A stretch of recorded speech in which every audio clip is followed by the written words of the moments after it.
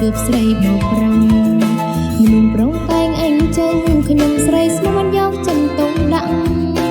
ចំណែកឯស្រីបោកខ្លាំងបោកប្រោច្រើនណាស់នឹងមានអ្នកស្រឡាញ់ទៀតឃើញមនុស្សប្រងច្រើនហើយទឹកព្រះដេសាគេវេទនាស្តាតែឈួតគេសំដីបានខ្លាំងណាស់ព្រមទៅពូកែអួតឈួតអំនួតមកតែ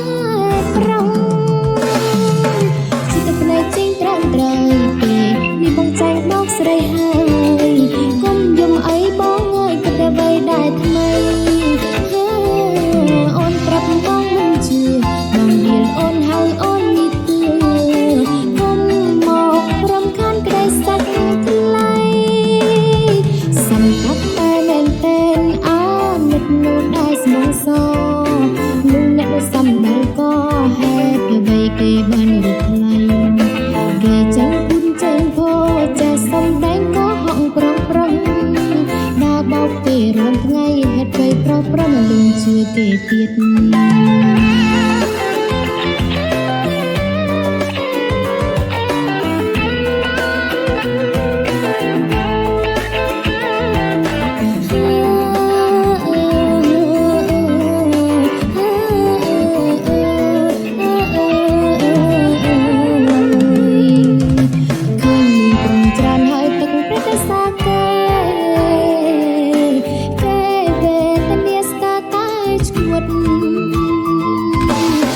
សំដីបានខ្លាំងណាស់ព្រមទៅពូកែអួត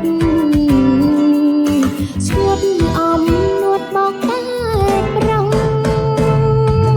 ជីវិតភ្នែកចេញត្រង់ត្រូវពេកនេះបងចែងមកស្រីហើ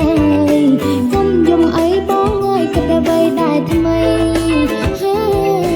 អូនប្រាប់បងមិនជឿបងដៀលអូនហើយអូននេះទឿគុំមករំខានក្តីសាច់ថ្លៃ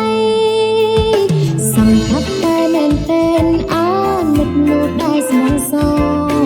នឹងអ្នកនោះសំដែលក៏ហេតុអ្វីគេបានរត់ថ្លៃគេចាញ់ពុនចេញពោចេះសំដែងក៏ហងប្រង